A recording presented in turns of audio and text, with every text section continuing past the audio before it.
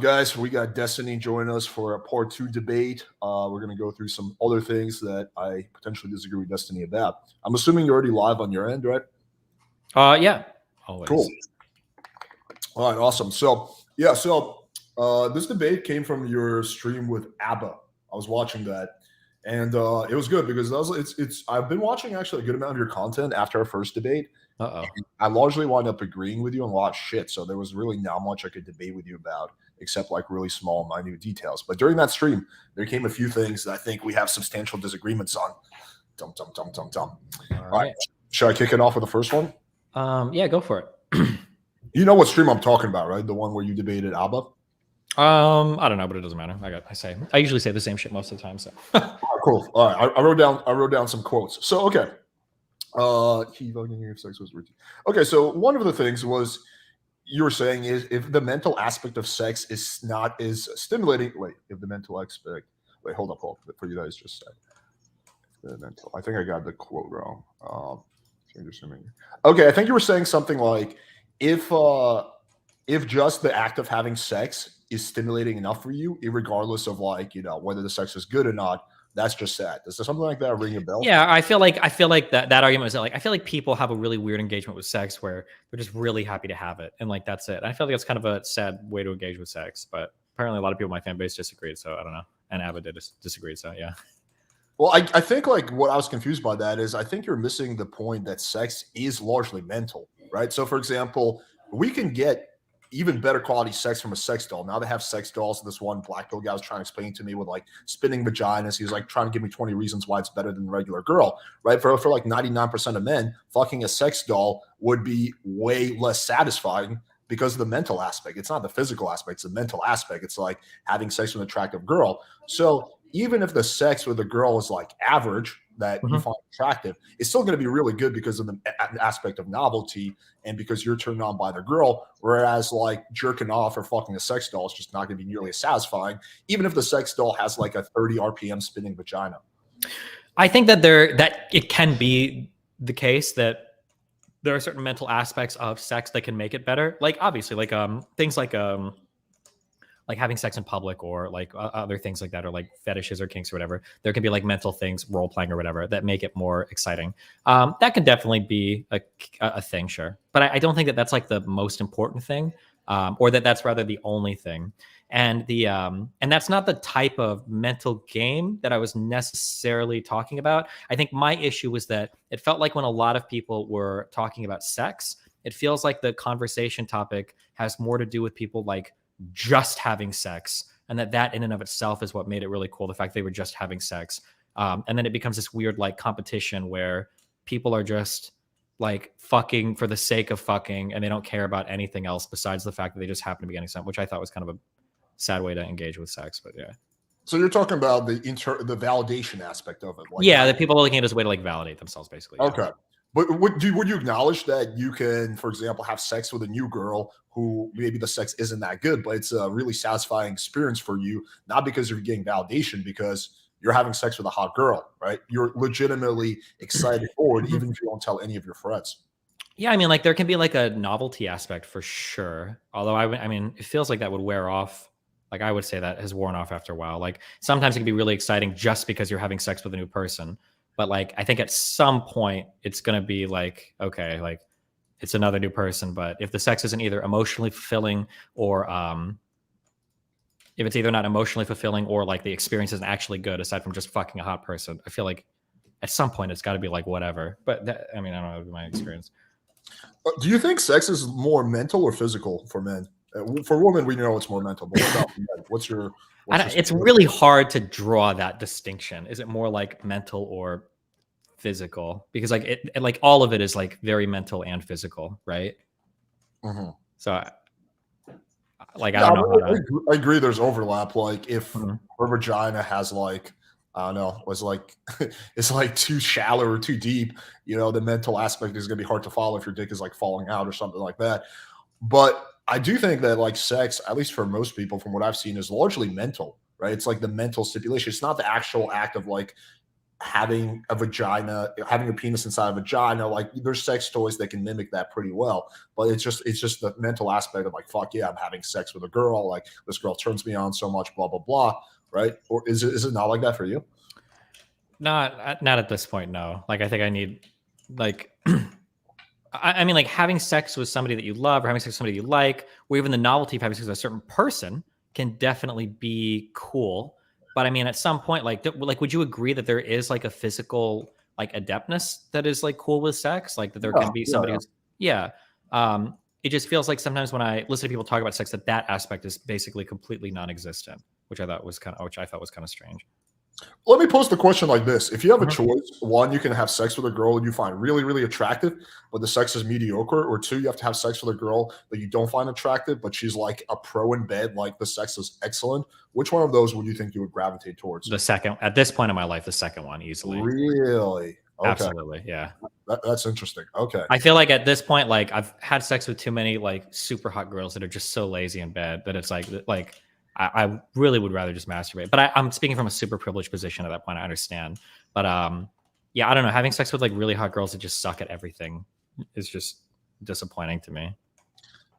That's interesting that you picked the second one. Okay. I mean, I guess there's an element of personal preference there, so I don't know how much I can even like debate you about that. I think Sure. for like me and majority of guys that I know, they would definitely pick option number one rather than like because like yeah, while that girl who's less attractive may be better in bed, it's just like you're not gonna get turned on. It's just gonna be like, whatever, right? No I matter mean, how like I probably couldn't have sex with like not to sound mean, but like with like a wildebeest or something, right? Like if it's a girl that weighs like 700 pounds or some shit, she can be like a Suckmaster 7000. It's probably not going to matter, of course.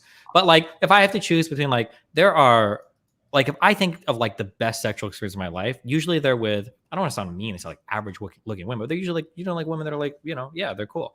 But it's not somebody that you would see and think like, oh my god, this guy's like a fucking 10 or whatever. But like some of my best sexual experiences have been like I don't is homely a mean thing to say, but like average looking girls, but they're like really good at what they do. They're passionate. They learn cool things. And just like having sex with some girl that's like super hot, but she just like starfishes out, doesn't give a fuck. It's like, I don't know, whatever. Like, I don't know. If I guess it feels kind of boring to me, but then maybe that might be a mental thing that I have. Who knows? Yeah, I guess there's an element of personal preference. I'd be curious to hear the guys in the chat. Maybe I'm wrong about this, but yeah, put one in the chat if you would rather have sex with a girl that you find really attractive but is average in bed, or option two is you would rather have a girl who you find physically average but is really good in bed. I'm actually legitimately curious what the audience thinks about that. But yeah, we can move on to the next thing. I guess that was like the small of the disagreements. This is one statement you made that I definitely disagreed with. If you're an average guy, it's more important to have a six-figure job than be 6 feet tall. Do you still think that way? Yeah, absolutely. I think men can overcome a lot of like physical deficits with other parts of their personality that people care about. Yeah, I think that's true for sure. Yeah, I completely disagree with on that one. I mean, I just have way too many clients who have six-figure jobs, some of them even seven-figure jobs, who are just like struggling massively. Do you think you might be confusing money for clout? Because I agree with you that if you can have like I don't know, like 6 million followers or be 6 feet tall, having 6 million followers would be better. Because I do think clout makes a big difference. I just don't think money makes a substantial difference once you get to a point where you have your own place and you have your own car. Like, so if you're going from being like dead broke to being like middle class, and now you have your own logistics, yes, that will make a difference. But going from making like 30,000 a year to making 100,000 a year, in my opinion, makes close to no difference versus going from being 5'6" to 6 feet. Not that you can really do that, but if you could, it would make a big difference. I mean, it's going to be hard because it's going to be all anecdotal, but like I feel like there's no way. The difference between a guy, like if I were to send, assuming that these guys were both like socially competent. Now, if you're like super nerdy or geeky Yeah, or assuming all shy, factors being even. Yeah. yeah, if you've got problems like that, then yeah, money might not necessarily help you. But if you take two guys of like similar confidence levels, similar, like relative attractiveness, but like one dude was like 5'7", 5'6", the other dude was like 6 feet, and the 6 foot guy is making 30,000 a year, and the five whatever dude is making like 120,000 a year. I think that guy is going to pull a lot harder, assuming he's like acting appropriately. Real. I think maybe not for just getting laid. Maybe the 6 foot guy might have a little bit of an easier shot when it comes to just getting laid, but in terms of like getting into like relationships with cool people, or whatever, I think for sure. I think girls will look at himbos and they'll think like, oh yeah, that might be fun to fuck with, but like dating a guy like that, making 30K, I don't think so. But I could be wrong, and that's gonna be hard to prove, I guess, like data wise. But Yeah, I would definitely speculate on that one. You would be wrong. Like, okay, let me ask you this: how would the girl even like? Let's take we have two guys, all factors being even, same looks, Mhm. same whatever, same social skills. One of them makes 40,000 a year. One of them makes 120,000 a year. How would Mhm. the girl even know that he makes 120,000 a year unless he explicitly asks her, which is going to come off, tells her, which is going to come off super tacky? Like, how can she even know that information? We signal wealth in all sorts of different ways. It might be with your zip code, it might be with the type of car you drive, going out to hang out with some dude that's showing up in a, I think they're fucking hideous, but every girl that I've talked to fucking loves Teslas. So if you've got one of those fucking Teslas, if you've got a nice Porsche, if you've got some cool car like that versus some dude that's driving, no ill will, but if he's driving like a fucking Corolla or a Honda Civic or some shit, right? Like immediately there are so many things. It could be the clothes you wear, the shoes you have, the watch you have, depending on communities you're in. There are tons of things that we do to signal wealth.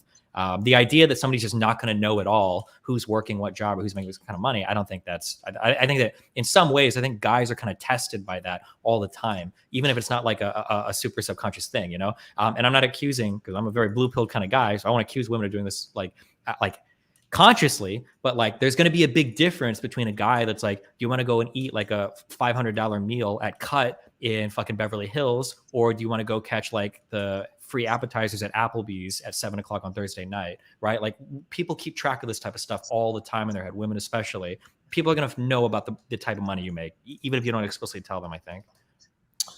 You know what's ironic though. What Mhm. you're advocating for is actually red pill position. Like the red pillers really believe that you know once you get your finances in order, Mhm. the dating stuff gets better. That's funny because initially I we think were it does for sure. For absolutely, yeah. right. I don't really think that.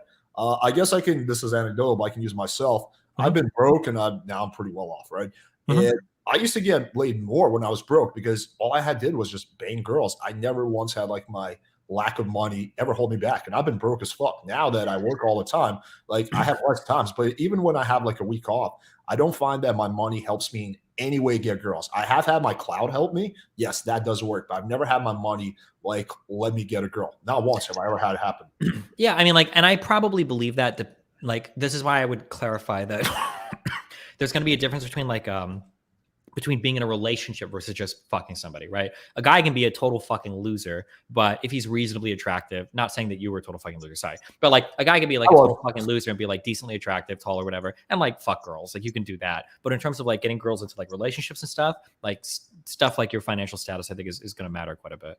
But you got to fuck the girl in order to get a relationship first. You can't have one without the other. You no way. You can go pull for a relationship before the fucking ever happens. I mean, most people want to fuck kind of early, but you can't. As a girl, you might be able to fuck your way into a relationship, but I don't think a guy can fuck his way into a relationship. Oh yeah, completely, dude. Once you fuck a girl, right? She releases massive amounts of oxytocin and stuff, and she feels a lot closer to you. Which is why usually they say girls have the power before sex happens, right? Women are the gatekeepers of sex, but men are the gatekeepers of relationship because once sex happens, the power dynamic largely flips. I'm not saying that's like necessarily should be that way, but that's what happens. And usually the girls like it's all lovey dovey with the guy, right? That's just like I've experienced that time and time again.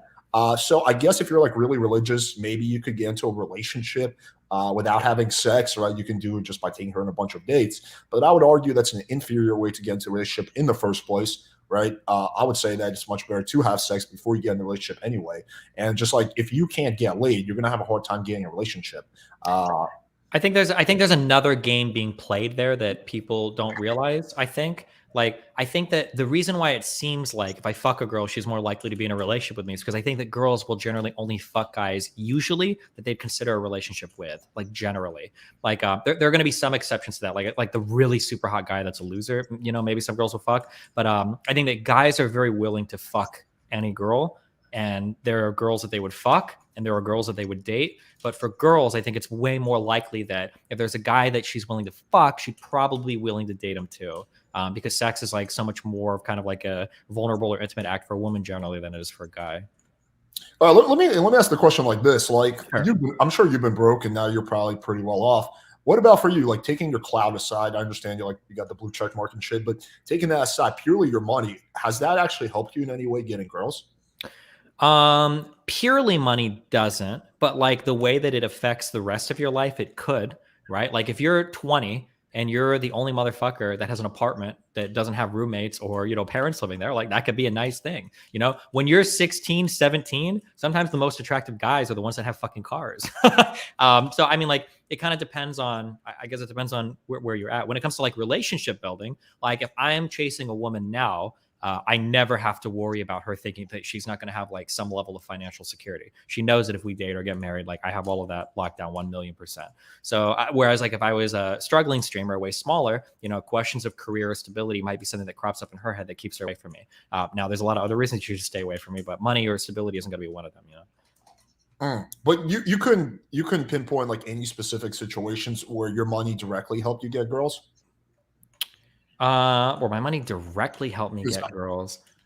It's probably never going to be a direct thing. Like a girl sees how much money you make and decides to fuck you. But like I've always been on the other end of things where I like, for not to jerk myself, but like my personality has always been like pretty well geared towards that type of like dating stuff because I'm pretty funny or whatever, even if I'm kind of short. So I was like getting fucked before I had money or career, thankfully. So, but I'm kind of lucky in that regard. I don't know if that's like an average case. Could you pinpoint any situations where your clout helped you get girls? I mean, any girl that I end up fucking who DMs me on Instagram or Twitter, right? There we go. Like, yeah, of course, yeah. Would you? But I mean, like, it's very, very rare. Can you think of people that have a ton of clout and no money? Usually those two things kind of go hand in hand. You have to be a complete dumb fuck to have a lot of clout and be broke. Yeah, so like usually these things are going to be. That's why I think that like I'm gonna do another big red pill brain. I think that's one of the reasons why women will kind of associate clout with money too, because usually if a guy is like very successful, has a lot of status, there's usually some level of like financial success that goes along with that. It's pretty rare to find guys with a ton of clout but they're broke. I think it more has to do with the status aspect. It's like, I just think that to girls nowadays, especially living in America, money is really not that impressive. Like there's hundreds of guys who make well over 100K a year who are hitting them up all time, especially if the girl's attractive. Clout though is much rarer. Like people who have status and clout, that's pretty rare. That's a lot more rarer than being rich. That might be true in some dating markets. Like I haven't even checked out because I've just been working since I moved here. I haven't checked out anything do you live in Miami? Yeah. Yeah, okay. I live in Miami now too. So because Melina still goes out of town and I hear from her, it sounds like every motherfucker here is like a fucking millionaire, or at least the people that hang out on Miami Beach. So like in that case, money probably isn't helping them much because it's not differentiating you from anybody else. So that might be the case in certain dating markets, right? You could be right there, and I just don't have as much experience there to tell. So I don't know. Well, I would say that's the case for any marketplace in a first world country. Like the only where it might not be the case will be third world countries where girls are literally living in like abject poverty, and then for them, like I mean. If you're in fucking like Nebraska or Ohio and you're driving around like a Model S or like a Lambo or even like a nice Corvette, like you're going to turn heads, right? Whereas like in Miami, it's going to be way different, right? But even that chick who lives in Nebraska, she has 50 rich guys in her DMs offering to fly her out anywhere and everywhere. Like, that's not normal. No, the rich people in DMs, that's going to be like for the hottest girls. That's not going to be for the average chick. Any girl who's like even decently attractive, I'm telling you, man, like we've had, so many girls on our podcast. Some of them are just like very, like average looking girls, not ugly, but they're not like nothing special. And yeah, like the stories we hear, like, oh, this rich guy, this celebrity in my DMs, this guy's trying to hang out. It's always like they have 100 different options. Guys want to fly them out here, guys want to fly them out there. I think it's just because the dating marketplace is so skewed against men in like America and stuff like that, in those countries, that the guys are just like so fucking thirsty, like, oh my god, where can I go? This random Nebraska chick, I'll just fly her out. Like guys are flying girls out in like record numbers.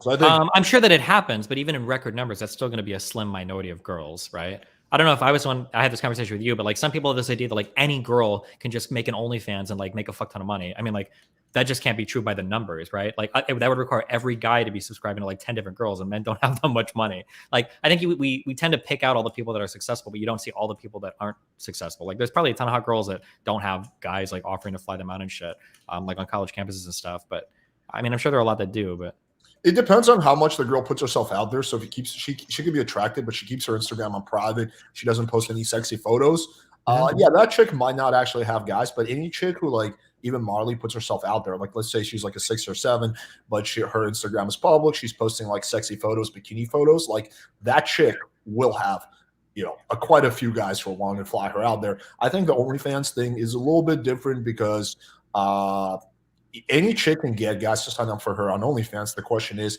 can she make a living doing it? And yeah, I think like, if you're the average girl, you're gonna have to be like really creative in order to make a living off OnlyFans. Like you're gonna have to do something that like no one else does, or have some kind of good marketing or something like that. Although I do know plenty of examples of girls who I wouldn't touch with a 10-foot pole who are making like bank off OnlyFans. So those do exist as well. Yeah, I mean I mean they're going to be out there, but like I mean we also know like you probably know a lot of funny streamers or dudes that are like decent guys, but like they can't get off the ground like streaming or whatever. Like I think we tend to see people that are successful, but it's harder to it's harder to see all the people that don't make it. But okay, if you had to pick between like you have to pick one, clout or money, which one do you think helps you get girls more? Oh fuck, it's so hard to imagine one without the other. Well, I would imagine it's going to depend on the dating market, but like I just can't imagine. And it also like I'm going to be honest, like so much of this stuff is going to be like personal taste on who you go for and everything too. For the type of women that I tend to go for, I think that like having money and stability is pretty important. Clout could be really important for some girls. That could be the case. And I tend, because there are a lot of girls, especially being down here in Miami, that I will never intersect with because I'm not attracted to that type of like personality. And for a lot of those types of girls, it might be the case that for them, clout is like a no-brainer. So there might be people with like vastly different experiences where they go for different types of people who are like, no, like clout is like so much more important in this case than money because they like being with somebody with a high social status or whatever. Just it's hard. If I'm being honest, it's hard for me to say. Like I would gravitate towards like having money, and the stability and success that comes along with money is going to be more important for getting a girl in a relationship than just clout. But maybe that's not the case for every girl. I haven't dated in every market, so I can't say, I think there's some exceptions, but I would definitely say clout is infinitely more important than money. I just have so many rich clients, like guys who are making like some guys who are making over $1 million a year, right? Who cannot meet a girl for the life of them, and they're not even bad looking guys. These guys have to be exceptionally fucking up though in their personal interactions. They got to be doing something. Not at all, dude. Like they're pretty normal guys. I mean, like, are you familiar with seeking arrangement, like that whole phenomenon, sugar baby, sugar daddies?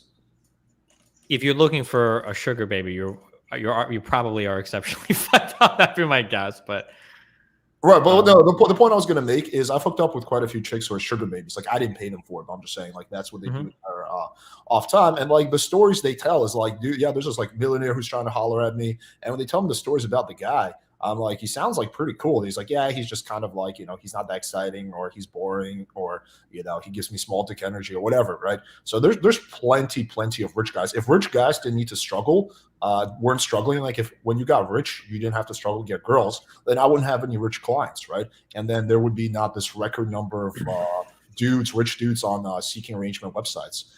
Or paying for it. Like there's just a record number. However, I really don't know anyone who has clout who's struggling. I had one client who was like actually fairly famous. He was a Grammy Award winning musician, and he struggled in a different department, but he had no problem getting dates.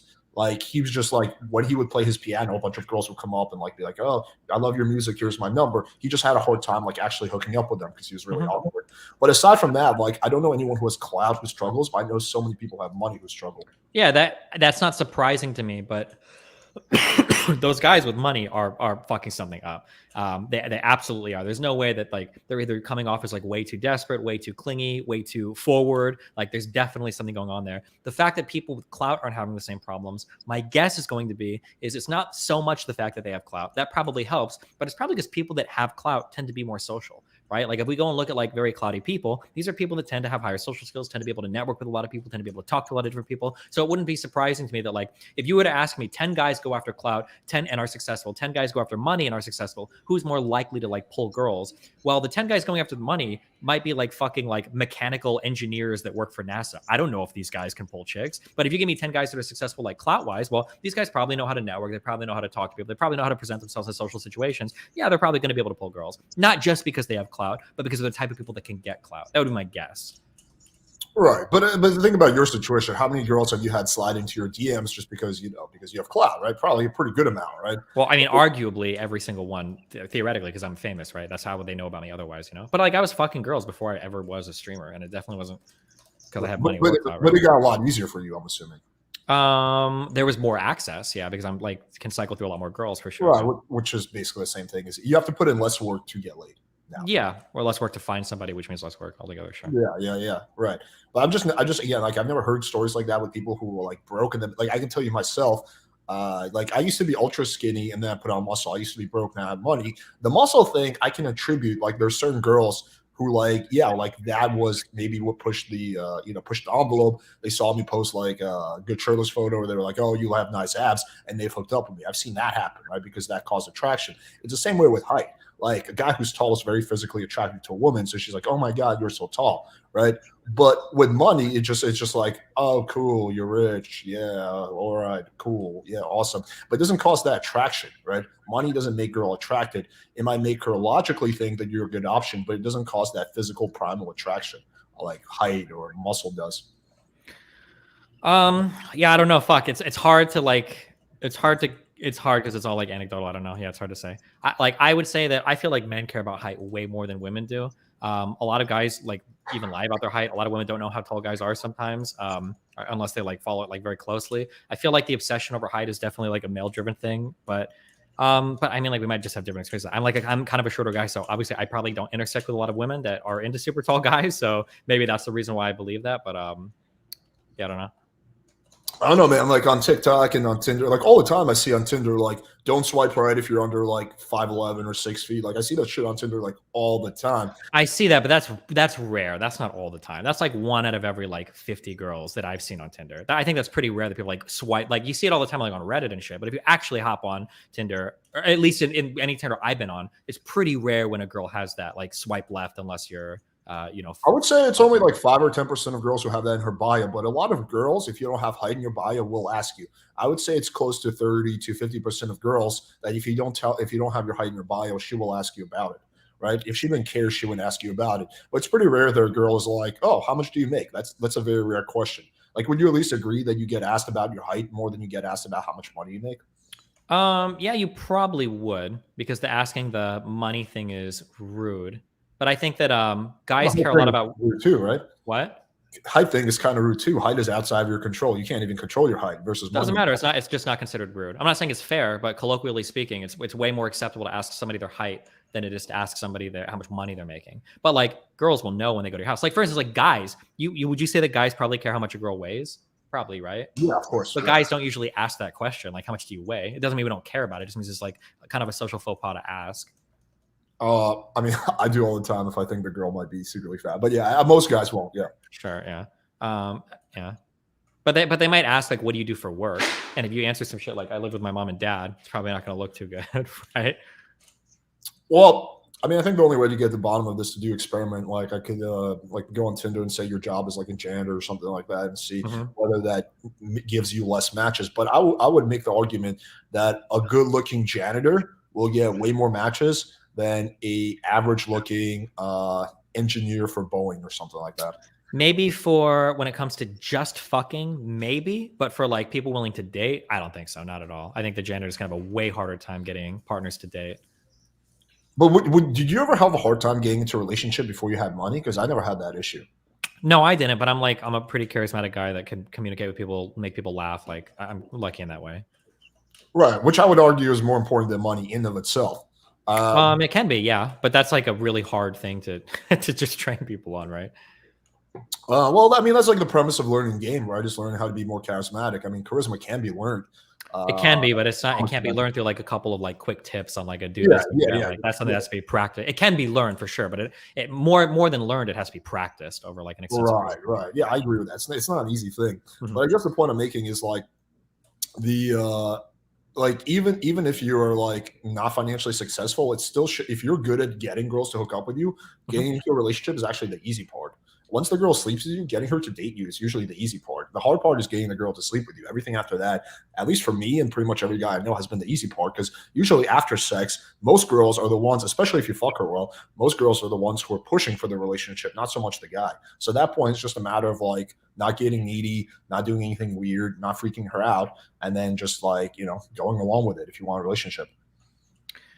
Yeah, I mean, I feel like we're kind of circling the drain. I mean, we disagree, but yeah, I have a hard time believing that like a decently well-off girl is going to date an attractive dude who's making like 30,000 a year. We can find tons of examples of women that are willing to date guys that are making a fuck ton of money that are kind of hideous in other examples. But I think it's pretty rare to find. But I mean, I could be wrong. So I don't have the numbers on this. What kind of data would you need to see to change your mind on this?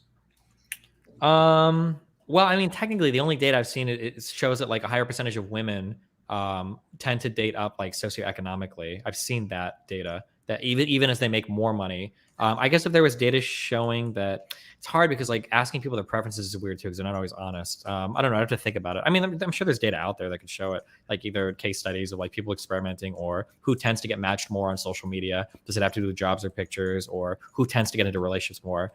I mean, there's data out there. I would have to think about it, I guess.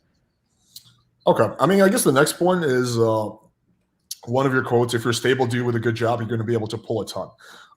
Dude, I completely disagree with that one. There's just so many guys who again, kind of anecdotal, but I do have a pretty large sample size since I am a dating coach and I've coached like thousands of guys at this point. Most of my clients are stable dudes who have good jobs because I charge $250 an hour. So if you're a broke motherfucker, you can't afford that, right? So pretty much every client I have is a stable dude with a good job because otherwise you can't pay for the coaching session. And like none of them can pull a ton. Like they're all fucking struggling, right? Which is why they're calling me. And I just, even outside of that, just like going out and like, I don't know, when I do like meetups with my fans or like whatever, anything where I'm out in any social situation, it's just like time and time again, I hear stories about guys who are stable, good dudes with good jobs who are having a really, really hard time with chicks. I would like, maybe we would disagree on like what's important personality wise, but I would say that like if anybody's seriously having that problem, I think they're fucking something up like pretty big. That would be my guess. But I think you disagree with that. So I don't think you need to be doing something. When you say fucking something up, what do you mean, like specifically? Like you either come off as like, I think the biggest issue is probably people coming off as really desperate, like very clingy. I think is like one of the biggest issues that people have. I don't think you need to be numb. I think like just guys who are like the kind of guys who crush it with girls are usually the guys who are very outgoing, charismatic, very action taking, aren't afraid of social risks. Very confident and dominant alpha. Sure. Those are the guys who don't really struggle, but that's like 1% of men.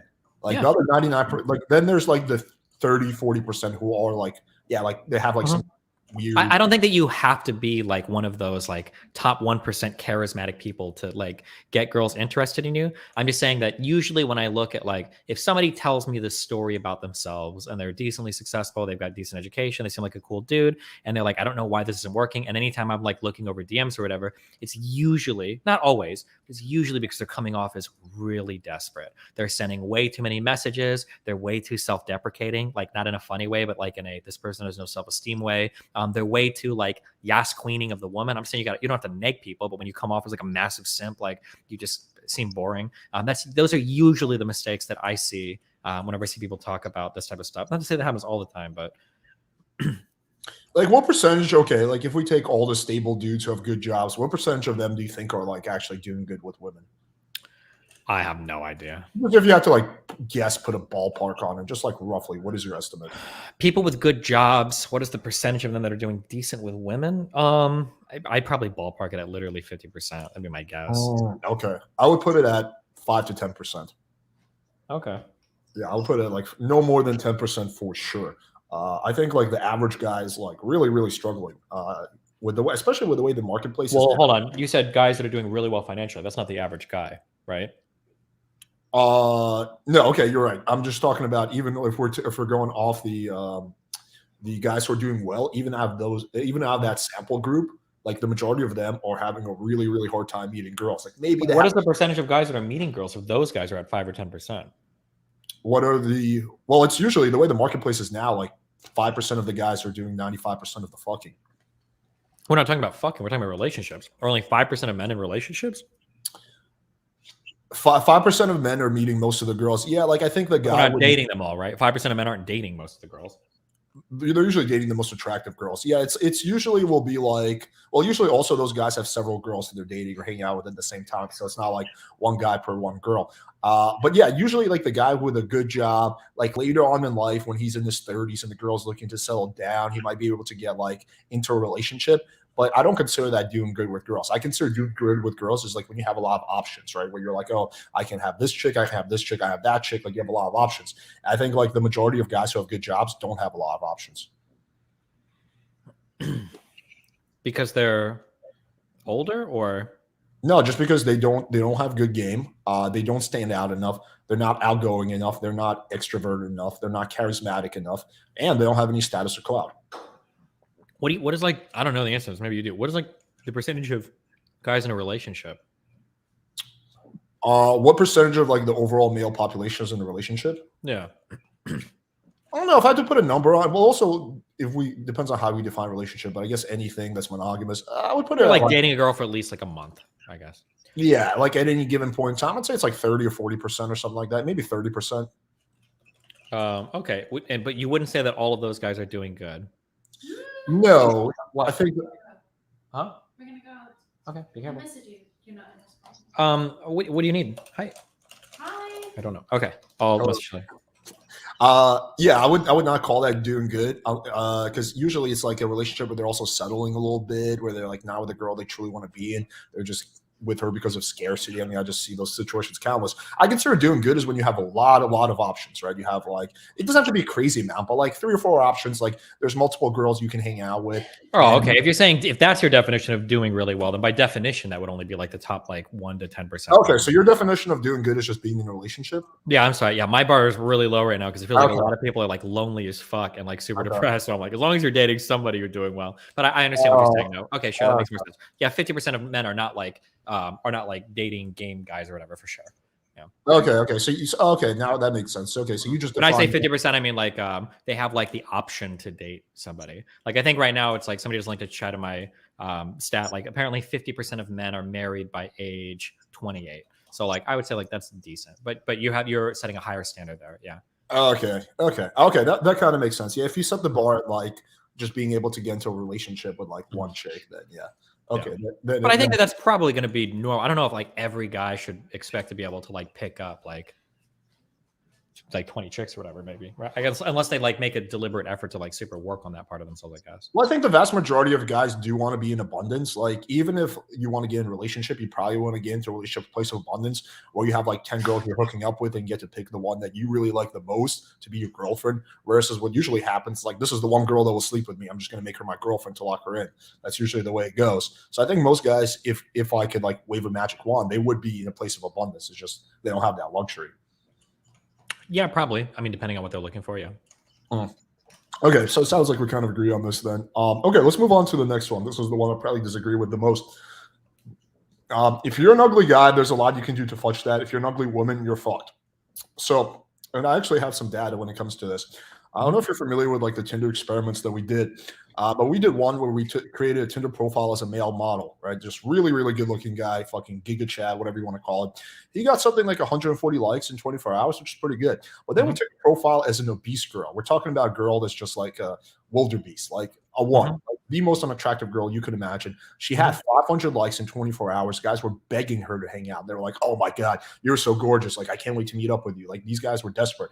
So that kind of experiment kind of showed you that the unattractive girl still does a lot better than dating marketplace than a really good looking guy.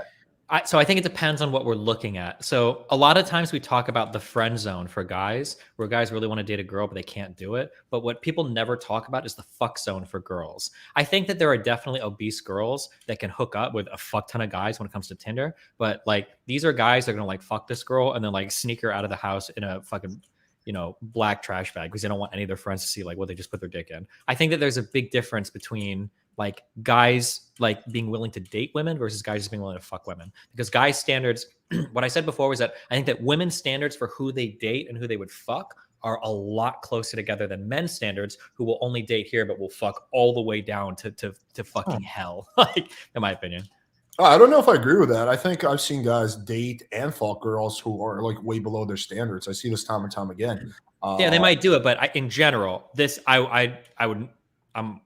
I'll take a really strong position here. Guys are absolutely willing to date, are willing to fuck way below what they would be willing to date. Absolutely, 1,000,000,000% they would be willing to. There's a lot of guys that'll fuck a girl who would never in their wildest, they wouldn't even want their friends to see the girl that this guy fucked. I think that's pretty. Is it like that for you personally? Would I? Yeah, probably. I'd fuck a lot of girls I wouldn't date for sure. Yeah, for sure, of course.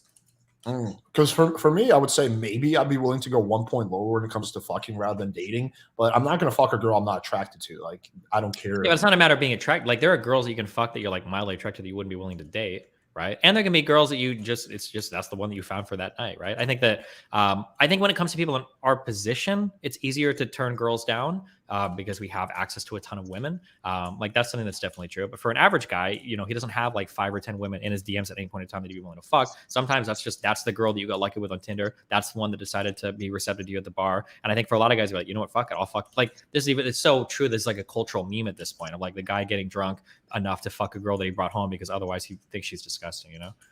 Okay, maybe, but I still think the overweight girl is going to have an easier time even getting into a relationship, like taking sex aside, than than a good looking guy. In all honesty, like we recently, I had this one chick on my channel for debate. You know, no like disrespect to her, but yeah, she's a beast, right? She's like very nice lady, but she's a beast. But anyway, so she has like a husband, and then she has boyfriends and all this shit. Her husband is this like good looking lumberjack dude, apparently, who's like tall and pretty muscular. And she also has the option of sleeping with other guys and dating other guys versus he just sleeps with her. Like that chick was able to find a relationship that's like so skewed in her favor, right? Like kind of, but even what you said there, and I would have to know more details, and it's just one example too, but like you say, like a lumberjack guy, like that doesn't sound like I'm sure you know who like Kevin Samuels is, right?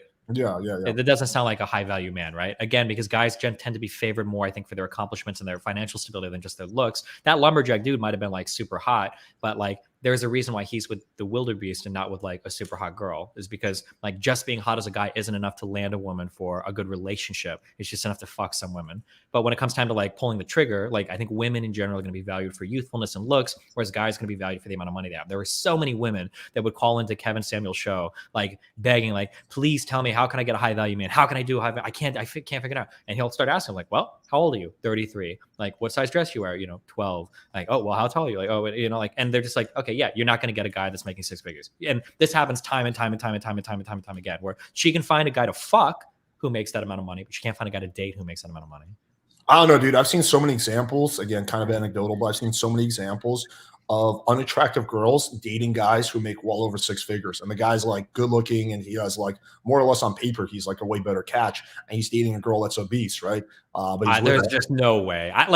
Maybe you've seen it, but like I can't. I would put money that's going to be the exception rather than the norm. I would put so much money on that like super, like you can go and look at who any celebrity in Hollywood is dating. 99% of the time, it's like a 24-year-old girl. Celebrity, fame and clout, different than money, right?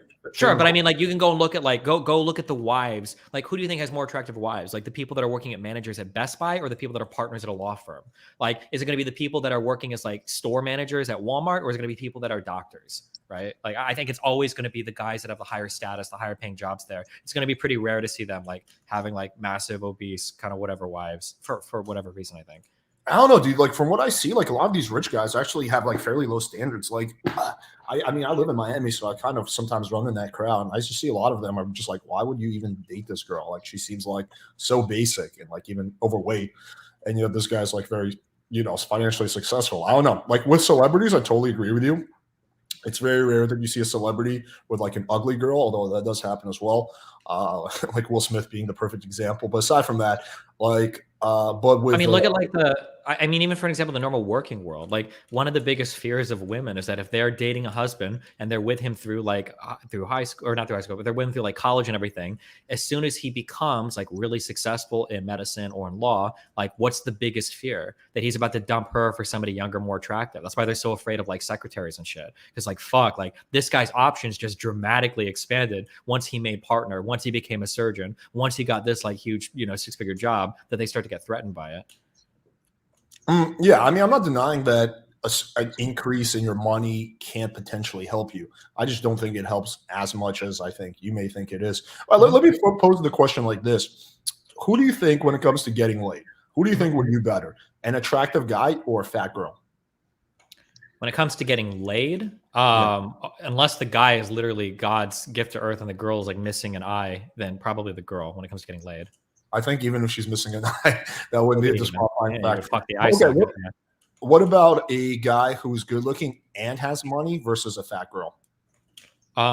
When it comes to getting laid, probably the fat girl still. Okay. So when it comes to casual sex, you agree with me. That's easier to be an overweight girl. Yeah, but like I said before, I think it's because guys have 2 buckets that they're willing to put people in. Is like, one is like people that, or I'm sorry, women have 2 buckets for guys. They've got like friends and they've got like people that they would fuck or be in relationships with, guys have every girl in the same bucket. Like a guy will fuck almost any girl that he knows. Almost any guy will fuck almost any girl. That's why if you make any Tinder profile and you get on Tinder, you're getting like 10,000 matches in 2 days. It's because almost any guy will fuck any girl. But girls are a lot more selective when it comes to that. But when it comes to getting into relationships, I think that attractive guy is going to have an easier time than the fat girl. If you're like shopping for a good relationship, you're just not willing to be in a relationship with whoever. But you don't think that, like, okay, if the fat girl can get like 2,000 or whatever, 500 likes on Tinder, and she can get like 20 guys who want to hang out with her every single night, that at least one of those guys will want to date her? Yeah, it'll be a guy, but it won't be somebody that she wants to date. She's going to be dating some dude and then calling into Kevin Samuels like the next 2 months. But like, why can I only find guys that want to work at gas stations? How do I get one of these like 6-figure guys, one of these high value men to date me? And then Kevin Samuels is going to run it down, and she's going to find out. Fuck. Well, not anymore because he's dead, but he would have. Sure, the ghost of Kevin Samuels, but yeah. I mean, I don't know, man. I feel like even when we did the experiment, like I was kind of surprised myself because I sort of was expecting what you were expecting, like what you were talking about, where like when you know, the overweight girl will be getting like kind of like loser type of guys. But a lot of the guys looked like, on paper at least, like everything was perfect. Like they had some good prestigious jobs, like we saw doctors and whatnot, lawyers. They were good looking dudes. Like on paper, they looked like really good candidates. And I just think like, yeah, I agree with you that not all those guys, while all those guys would bang the fat girl, not all of them would date her. But I think a certain percentage of them would date the fat girl anyway. I don't know. I mean, maybe if they're like really socially awkward, have other problems going on. But do you agree with my? I'm curious. It seems you disagree fundamentally. Do you agree that guys are willing to date a way larger amount of people that they are willing to fuck way more people than they would date? Or do you think that those numbers are pretty close together? I think there is. We're talking about averages. I think there is a discrepancy, yes, but I don't think it's as big as you think it is. Like, this is kind of what Rollo. It's funny because a lot of these issues, you're actually more red pill than I am, because that's kind of what Rollo Tomasi argues, is that guys are willing to like fuck anything. The guys have basically no floor. I don't agree with that. Like, me and every single friend I have, we all have a floor, and it's like pretty reasonable. Like, and I don't hang out with like the coolest people ever. Like I have some friends who are not that successful with women, but even them, like they have standards. I don't know. I don't know who these guys are who have like no standards at all. How do you think it gets to be the point that like have you ever heard of the movie like Shallow Hal, or it's like it's ubiquitous through like so many Western cultures, so many movies, like it's almost like immortalized, this idea that like, yeah, a guy's gonna fuck a girl. There's like the iconic scene of him waking up the next morning and he's not drunk anymore and he looks inside, he's like, oh God. There's like the jokes about like I'm not ready to fuck you yet, I haven't drank enough. Like, what do all these jokes, all these cultural like zeitgeist opinions come from, if not the fact that guys are willing to fuck so much below what they'd be willing to date? I think alcohol is like the X factor. I think alcohol can cause you to do that. I've certainly, when I used to drink, you know, I would lower my standards. But I think alcohol aside, unless you're extremely drunk, and to be fair, girls will also go way below their standards when they're drunk. I've heard stories like that for days where girls just go way lower because they were drunk. And then like, that's why even you have some of the rape stuff where the girl's like, whoa, like I didn't want to actually fuck this guy. And then, you know, that is the key difference, right? Is as a guy, you're trying to get a girl drunk because she won't fuck you. But as a guy, you want to get drunk so that you could just like forget about it and fuck this one girl. It's like a difference in like perspective, right? Like the guy knows, he's like, okay, fuck it. Like we're drinking a lot so I can do this. I don't think anyone goes into it like, I want to get drunk so I can fuck a fatty tonight. Like, I don't know. Like, I don't know. I mean, I think some guys literally do. I think it's like, fuck it, I'm going to drink a lot. Girls, you know, I got my alcohol goggles on and shit and they'll do it. I think there are guys that will do that. Yeah. But again, maybe it's so hard because so much of it's like anecdotal. Like you could be totally right. I might be completely off here, or I could be totally right. You could be completely off. It's hard to know, but. Yeah, I mean, what would you say is like the difference? Like, okay, let's say let's say a guy will only date a 7+. Like, what do you think is the discrepancy between what they will date and what they will fuck? Like, do you think it's 2 points, 4 points? Like, what exactly do you think it is? I think it's like 7 points. 7 points. Holy shit. I think it's huge. Yeah. I think there are guys that might want to date like an 8, but if they get desperate, they start scrolling fucking Tinder or something, they'll fuck like a 1 or 2. They're like, yeah, fuck it. This girl said she'll fucking meet me up, blow me in my car. Fuck it. I'll go and do it. And then they'll like walk the fuck away. And again, like we can say that like, because I know there are going to be people listening like, oh, he's just saying because he's projecting, blah, blah, blah. But you said it yourself. You can make some obese as fuck woman's profile, hop on Tinder and get 10 times the matches as a fucking Greek god. Right. Like you can do this in any geography. And like you said it yourself, a lot of the guys that'll match like with the wildebeest are literally like fucking 8s, 9s because they're doctors or lawyers. Like, what the fuck's going on? I think that is the reason. Because like, I don't think that they're going to be dating that girl, but there are a lot of like, you know what? Fuck it. If she wants to blow me, you know, I'll fuck her. I think that's the thing. A good percentage of those guys would be willing to date that girl. Like that's Okay, yeah, I guess I don't see that happening, but I mean, it could be. It's hard to know who's right on that, yeah. Or I mean, yeah. Yeah, I think like I think a lot of those guys who are matching with that wildebeest chick, they are just very like desperate, right? They haven't been near vagina for years, so they're like their brain is literally like frazzled. They just see like some like long hair, and they're like, oh, whatever. We even did an experiment. This you'll get a kick out of this one, where we took my photos. We used FaceApp to turn me into a girl, right? Just literally the click of a button, and then I got like 1,000 matches in 24 hours. Sure. Alexa. Right. So basically the female version of me, which really just looks like really bizarre, does better 100 times better than the male version of me, which is insane. So I think that goes to the fact that a lot of guys are like super duper desperate. But I think that if you're willing to lower your standards that much for sex, quite often you will even date that girl, because otherwise like you wouldn't see these situations where there's a really good looking guy with like an unattractive girl. But I see this shit like all the fucking time, like all the time, and like blows my mind. Okay, I don't know if you saw this one. There was this TikTok video that I reacted to. It was a really popular. It was about this chick who's like literally a 2 who's hanging out with a guy who's like a Greek god. Did you see that one? What was this?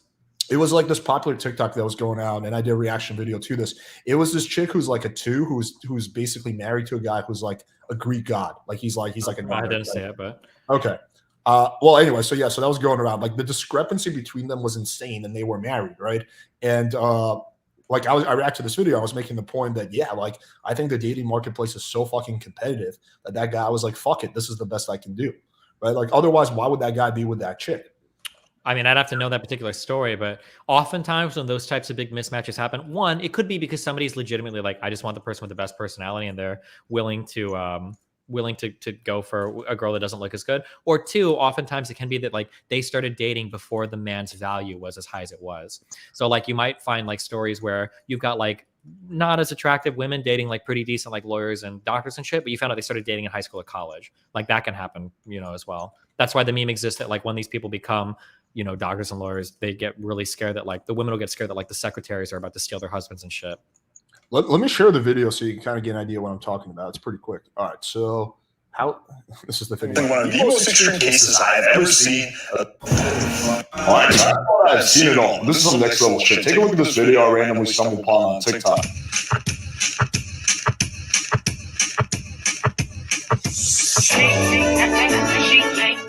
I mean, these 2 are married. Like, how insane is that? Something else is going on here. Dude. Something else is going on here. And absolutely, I bet my life on it. I know something else is going on here. What do you think is going on? Either they just posed for a TikTok and it's a fucking meme, or they started dating a long time ago and that's why they're still together, or the guy has like a BBW fetish, or the BBW fetish is possible, but aside from that, I think like this is a more extreme case of it. Yeah, that is like it's usually not that extreme. Yeah. But I've seen less extreme cases of that all the fucking time where the guys. Sure, but I mean, like, think about like what would turn heads, right? Because like, why do you think that YouTube video? Why do you think that TikTok video is so popular? Well, because most people are looking at it and they're like, "What the fuck is going on?" Exactly. But if there was a YouTube video of like a 50-year-old kind of whatever dude with like a 24-year-old hottie, what would people think? They'd be like, "Oh, the guy's probably loaded." Right. So like so it wouldn't even be a surprise. So like I think this is so rare. That's why it's getting like so much attention. That's why it turns people. It's like, why the fuck would he be with her? But nobody would see like a 25-year-old with like a 55-year-old. Like, why is she with him? They would instantaneously say like, oh, the guy's probably like loaded or like really successful, like big career or something. But even in those situations where like the 50-year-old dude is with a 20-year-old chick, it's usually not like it's just like a clean case of attraction. Like usually he's paying for her some way. Either he's paying her bills or he's a sugar daddy in some ways. Like usually it's not that the 20-year-old is just legitimately dating the 50-year-old. Like that actually very rarely happens. It's usually he's paying for it some way indirectly, which basically makes the chick a sugar baby or a prostitute. But that's why, like, I would say it just depends on how we, like, you use that word paying for it. She's paying for it as well. She's paying for it with looks. Guys paying for it with resources. Girls paying for it with looks, which kind of goes back to that fundamental thing for how I say, at least, people choose to date is guys typically shop around for looks. Women typically shop around for resources. And you can get a guy to pay for a girl with resources. You can get a girl to pay for a guy with looks. And how do you pay with looks? Like, because how do you you be young. That's why when women, that's why people have these phrases like women hitting the wall. Men don't hit the wall because men can keep making money. They're telling, sometimes red pill people get this. I think it's a mistaken assumption. Like women hit the wall because they can't have kids anymore. I don't think that's true. I think people think women hit the wall because they run out of youthful looking, attractive currency to pay for because they age out of what guys want in terms of appearance. But men don't hit the wall because women will always be looking for a guy that can provide those types of resources. Yeah, I just think like a 50-year-old chick, I've hooked up with some like Mills, and like the 50-year-old chick who has like, as long as she didn't like really let herself go, will do better than the guy in his like 20s. Like, or then like, I've just seen enough cases of that where like I've hooked up with some Mills and like I've seen their Tinder and they're being blown the fuck up right now. Granted, they were better looking than the average lady her age, but like these 50-year-old ladies are doing way better than I am doing, for example. Yeah, but like, have you dated any Mills? Have I dated any males? Well, to be fair, I'm like very picky about who I date in the first place. So yeah, but why wouldn't you want to date an older woman? Why would I not want to date older women? I mean, I guess theoretically I would. Like, I don't think I would be completely closed off to it if she was like hot. I mean, if it's a massive age discrepancy, that might get kind of weird because in like 5 years she's going to be like, you know, she's going to age fast. But yeah, but like, listen to what you're saying there. A girl would never say that of a guy. Well, in 5 years he's going to age fast. No, they wouldn't. People, dude, 80% of women on this planet, 95% of women would still fuck Brad Pitt or Tom Cruise. Even Tom Cruise is a short dude, they'd still do it because the dude is decently attractive and he's super successful, got a lot of clout, got a lot of money. Okay. Yeah, I sort of agree with you on that. Yes, I think that, of course, looks matter more for women than they do for men. I fully acknowledge that. Yeah, of course. However, I do think that because the dating marketplace is so fucking skewed, I still think that an overweight girl will do better than like a rich guy. All other factors being equal, meaning they put in the same amount of like whatever effort and have the same level of social skills. But I do acknowledge that looks matter a lot more for women than they do for men. I just think the dating marketplace is so skewed that it overcompensates for that, where like literally any girl who has a vagina is already prized in of itself. Yeah, I mean, I think that there are other issues there that make that statement true. I think, I don't know if we talked about this before. I think one of the big differences is that women, I think, do better single than men do single because I think women have better friendships than men do. And I think that's a big contributing factor. I think it's something like 25% of men, I think, say that they're not happy being single. Or I'm sorry, 25% of men, I think, say they are happy being single, but it's like 38% of women say they're happy being single. And I think one of the reasons is because women tend to have way more emotionally fulfilling friendships than men do, who can't talk about their feelings ever with any with any guy ever, right? Like women will like go into their friend groups and talk about their relationships. They'll talk about like their friends, like their husbands, like dick size. They'll talk about like every possible thing under the sun. They'll vent about issues and everything. And men will go into like friendships and they'll be wanting to literally commit suicide and they'll message you to be like, you want to play Call of Duty tonight, until the guy like hangs himself, and like that's it. So I think that women tend to do better in friendships, which might be one of the reasons why they're okay being single. Whereas for men, because now if you don't have a woman in your life, you probably have no emotional outlet ever, unless you've got a close relationship with like your mom or something. You're like fucked. So I think there are probably a couple factors that play into that. I mean, I do agree with that. Yes, like women are typically way better expressing their emotions than men. Men are more likely to like stifle up their emotions and whatnot and not be able to express those. And I do think women have better friendships than men on average. But I think there's also another factor, and that's like having options. So like even when a girl who's at least like, let's just say average in every sense of the word is single, she has options. She has many, many options. She knows at any point she could get a guy to sleep with her. She could get a boyfriend. Like at any time, there's guys where she's being approached multiple times a day. There's guys sliding in her DMs when she creates a Tinder. She gets blown up with matches. So at least if she's choosing to stay, if she's single, she's doing it by choice. Either she's insanely picky and her standards are through the roof, or she's just like doing it by choice. She's not actually taking dating seriously.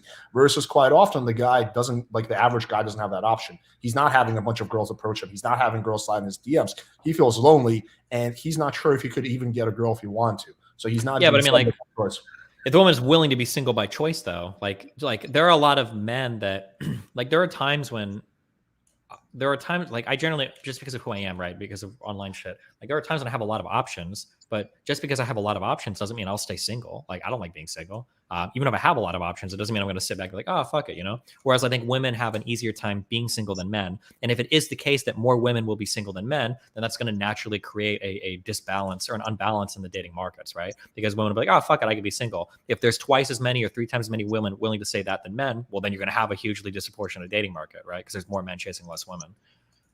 Yeah, I mean, I just think another part of it is also that women are tend to like really they want to date like that ultra high value guy, so they want the DJ or they want the guy who has like whatever, who's an Mhm. actor, famous actor, or something like that, Mhm. right? And they're almost like saving themselves for that guy, which he's realistically probably not even going to date them in the first place. Versus the guys who are just like, I'll take even equal or even below equal. Versus girls want like really go above their whatever about their Mhm. value. Guys are like, okay, whatever. I don't go above my value. I'll go below my value. Like that's how desperate I am. I just think women are a lot less desperate because they have so many more options.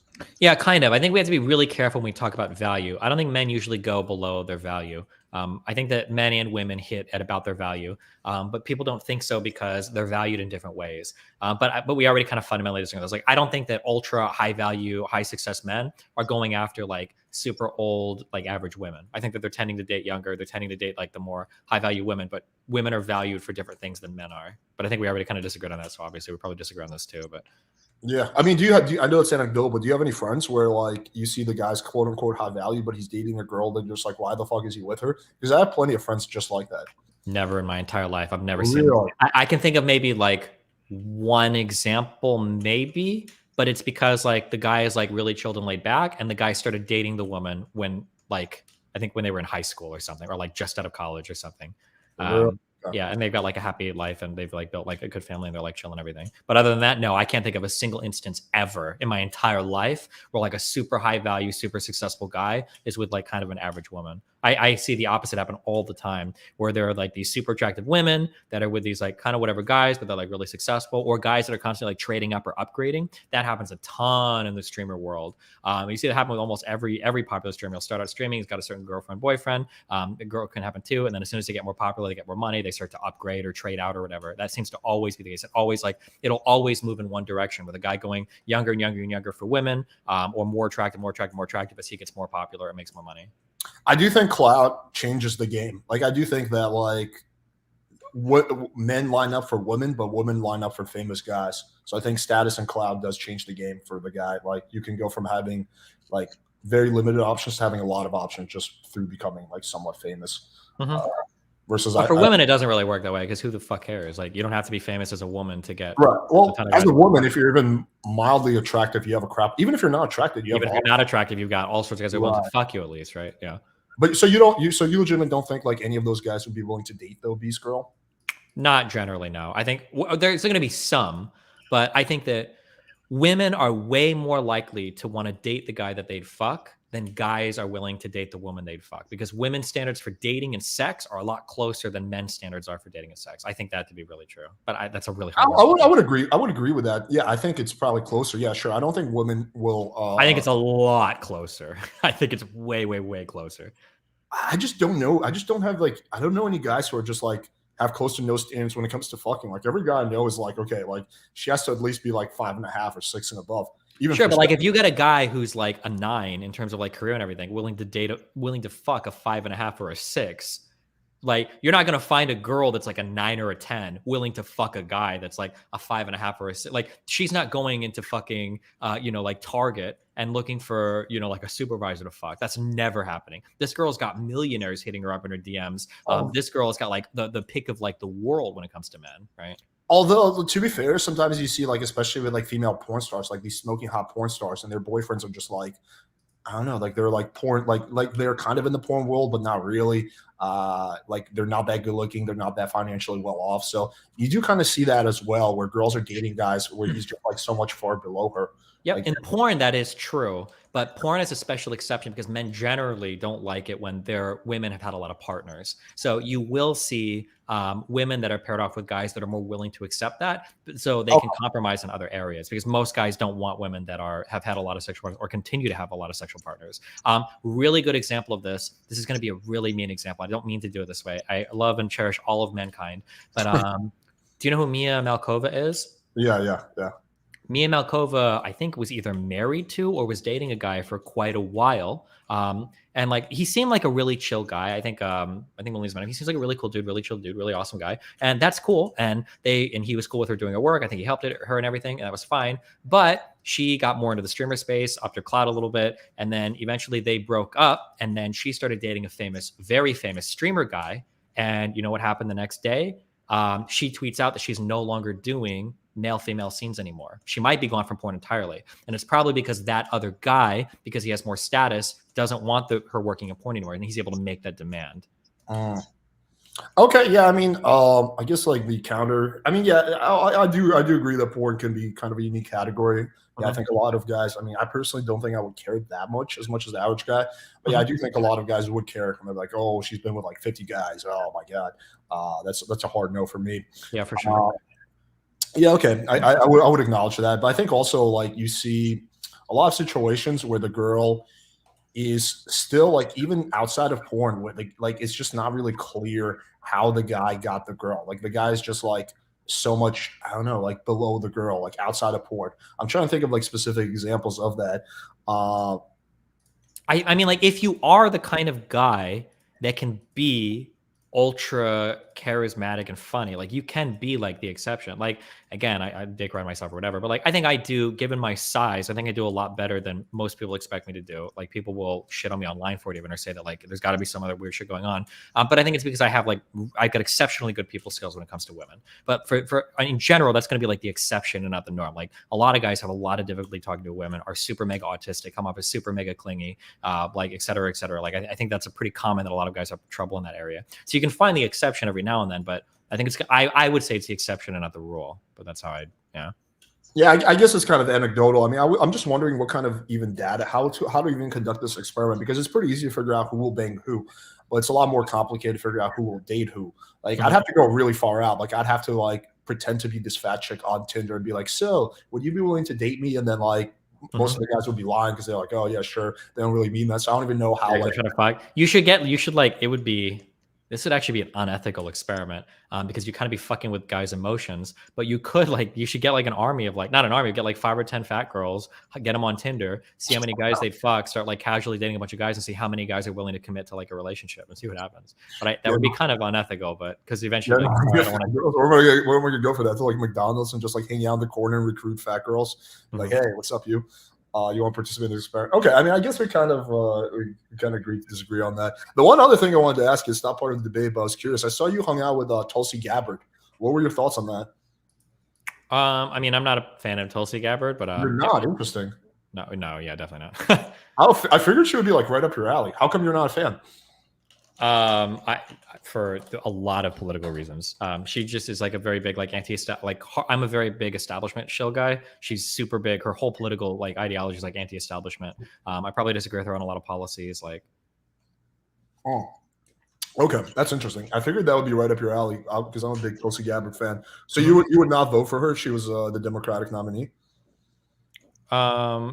If she was, I would probably vote for almost any Democrat over any Republican, but you would prefer like Joe Biden to her or something? Yeah, absolutely. Oh, I would prefer almost any candidate over her. Yeah.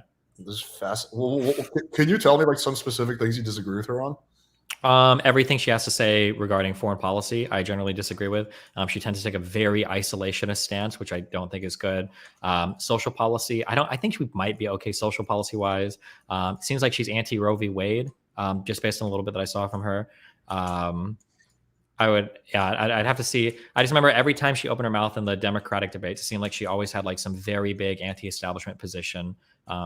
We'd probably disagree like on vaccines. I'm sure if I were to go find her stuff. I haven't seen much of her lately because obviously she's not, ever since the primary, she's not in the news as much, but yeah. But you don't like that whole idea about like America not being involved in a bunch of wars?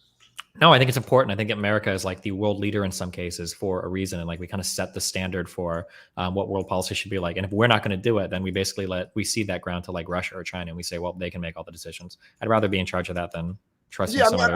I see the point, but were you pro or anti-war in Iraq? Iraq, probably anti. Iraq, I don't think was a good moment for the United States. No, definitely not. What about Afghanistan? Were you pro or anti that? So I think the charge with Afghanistan was that they were, obviously that the Taliban was functioning out of Afghanistan and that the Taliban had the resources and training and everything in Afghanistan to figure out like how to do terrorist attacks in the United States. I think that was pretty justified. Not the full 15-year occupation, but just like an initial invasion and then trying to fuck with the Taliban there, I think was an okay decision. Right, and then returning it right back to the Taliban. So you're exactly where you started. Well, they probably won't fuck with the U.S. as much anymore, I imagine, but who knows? Well, I think Trump cut a deal with the Taliban that like they can't fuck like that. We will leave them alone as long as they don't touch any American troops or anything like that. So I think that was the deal. That was the initial deal that was made behind closed doors. Kind of. I think that's kind of what we all want. Like the Taliban probably doesn't want the United States there fucking their shit up anymore because it's annoying to them, and the United States doesn't want the Taliban doing like fucking terrorist attacks on us. So it's probably in all of our best interests at this point. But yeah. Although I do feel like that deal could have been like cut much earlier and faster and easier with a lot less money, lives spent.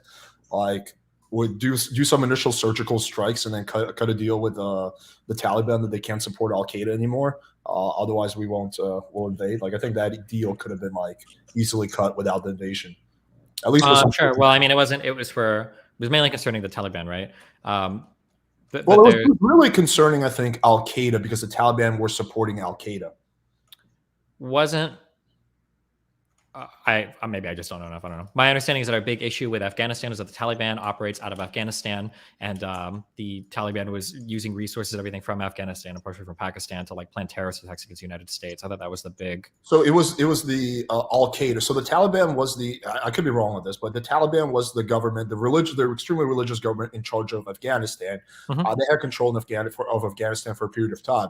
We actually used to help the Taliban when we were fighting against the Soviets, but the problem was that the Taliban were providing a home base for the Al Qaeda, and the Al Qaeda was like actually the terrorist wing. The Al Qaeda was the one that did 9/11, all that shit, right? Taliban was harboring them, but they weren't like directly. They weren't the same thing. There was some, and basically what we wanted was the Taliban to just give up Al Qaeda. We didn't really care that much about the Taliban because they directly weren't doing anything bad. It was Al Qaeda that we didn't want, and Taliban didn't like really want to give them up, or at least not as fast as we would like them to. And that's how the whole thing began. But honestly, Afghanistan would have been kind of inedible because the U.S. was so pissed off to 9/11. There was so much pressure, like something had to be done. So even if the Taliban like fully surrendered Al Qaeda, we probably still would have gone in. At least that's kind of my understanding. Gotcha. It might have been. It's a long time ago. I'd have to go back and refresh on it, but that might be true.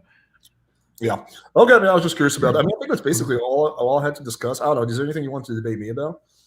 Not that I can think about. I just finished a big project, so I've just been kind of chilling. Okay. Yeah, my whole chat is being like, shut the fuck up with politics. They hate it when I get to politics. Yeah, I don't know, dude. I watched a good amount of your debates. I got one thing I was trying to understand is like, I think like people always give me props that I'm patient, but like, how do you like you've debated some like legit crazy motherfuckers, like people who are just like yelling and talking over you like nonstop.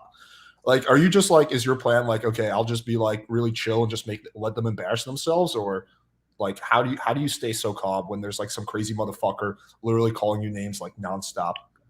It really it depends on the debate. It depends on the person. I think I have like a penchant for being like really calm with people. For whatever reason, it's one of the reasons why I was so good at I got promoted really quickly at my casino job because I could deal with like drunk dipshits late at night in ways that other people couldn't. So I've always kind of had like a penchant for that, and I just got lucky that for online debates it seems to come in handy. Yeah. I mean, I can definitely see that. But all right, man. Yeah, dude, thank you for coming on. I know we're going to talk about the Lyme. I just didn't have a chance to research it, so I don't have like any articles lately. But I'll look it up sometime this week, and I'll send you some articles. Maybe you can set it up later in the future. Yeah, sure. Okay. All right, cool, dude. Thanks, man. Appreciate it. Yeah. Thanks a lot for the chat. Have a good one, man. Take care. Bye-bye. Bye. All right, cool. All right, I'll take a few questions before the. I thought it was a good discussion. Yeah, I don't think we have any substantial disagreement, just small things when it comes to dating. I do think though that it still would be easier. I mean, I guess it's like anecdotal. I don't really have an experiment to prove that. But that a fat girl would have an easier time getting into a relationship over a high value guy. I don't know. There's just like my speculation. But yeah, I do think we definitely agree on more things than we disagree on, for sure. Okay. Yeah, I was interested when he said that he's not because for some reason I thought Destiny would be all about Tulsi Gabbard. I was referring to there's a video of them doing a Q&A together where I don't know, for some reason I just thought like that would be right up his alley. But I'm a big fan of Tulsi Gabbard personally. All right, I'll answer some questions. real quick, and then we'll call it. Alex, you should debate Alba from the Alba and Pre channel. He was disagreeing with you in Destiny's chat. Oh, okay. Yeah, I'll. What was he disagreeing with me about? Can you let me know?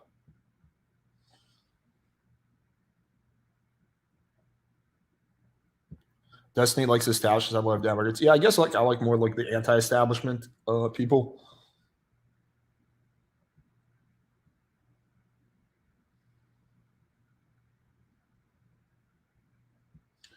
Oh, you're talking about the video that I dropped earlier today? Yeah, no worries. It was a fun video. Alex, is the guy-girl ratio different in Russia? No, but I do think it's a lot easier to date in Russia than it is in America, for sure.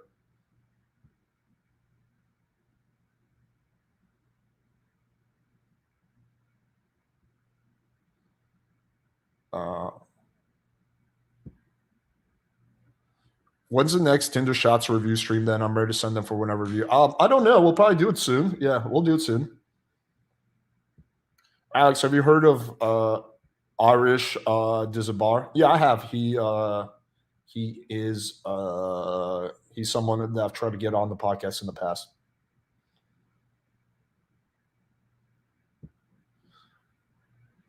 Alex, will you be releasing another sex tape? Yeah, probably some point in the future.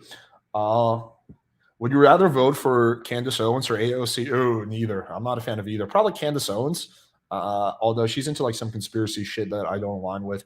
I definitely would not want to vote for AOC. I'm a big fan of like alternative energy, but that's about it. Why is it easier to date in Russia? Because the sexual marketplace is much more in your favor. You have a lot more options. You'll get more matches on Tinder. You have more girls who want to go out with you. Women are more feminine. There's less of this like whatever weird feminist nonsense there. It's just overall, I think, better for a variety of reasons.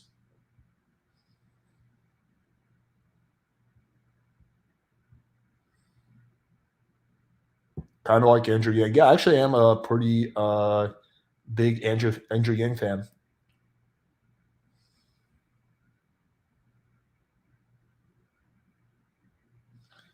Alex, where did you get your humor from?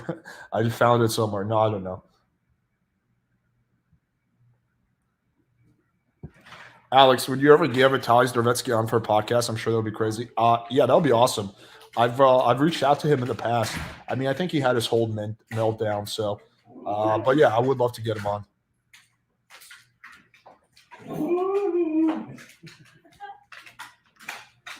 For 2 days.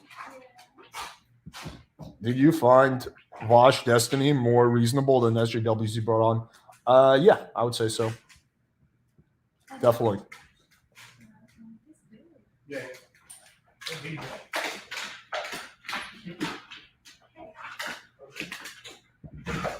My friend told me that because World War II, there are less men in Russia, and as a result, it's easier for men. Do you think? I think it's a factor, but I think it was always easier even before the war. Do you still do IV vitamin therapy? I do. Yeah, I do it from like once every 2 weeks or something like that. Alex, I reached out to Dominatrix, but she left me unread. That's funny. I have a pretty interesting debate podcast tomorrow night. That should be good. I'm debating this. I don't even know what to call it. This pretty bizarre guy. So we have an interesting one tomorrow. Okay. Yeah, I mean, we have 170 live viewers. So if you guys have any questions, I'll stay on for like another 5 minutes, answer questions.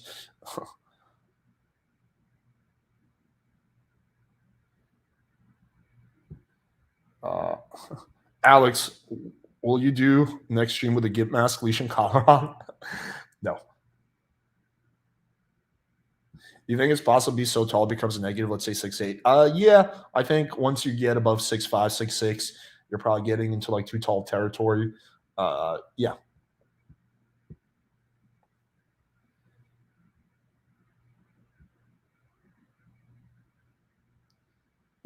What should I do after 2 dates? Try to escalate and got really nothing. I initiated both dates. It's been almost a week and I'm waiting for her to text. Do you have slaves, Alex? I do not have any slaves. Can you get Cosmo P on the stream? Never heard of him, but sure. Alex Jordan Peterson and Mr. Slave would be wild. That would be a really fucking wild podcast. I would love to make that one happen. Yeah.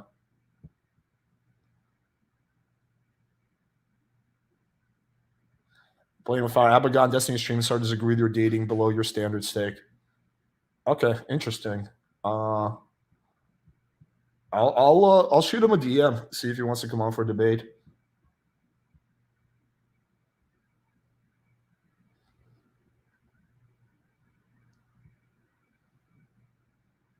Alex, did you lose 20K subs, or is it my imagination? Definitely your imagination. I have never lost subs.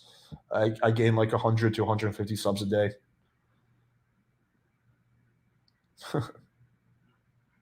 Can you make video on Kava? I mean, I don't know what the video would be. It's like cloud money. I agree with that. Yeah, I think cloud definitely helps more than money.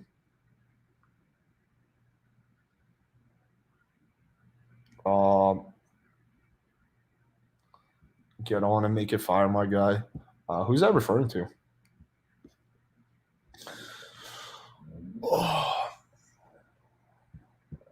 What are your thoughts on The Better Bachelor? Never seen it. Oh, The Better Bachelor. Oh, I've seen a little bit of his content. I haven't seen enough to make an informed opinion.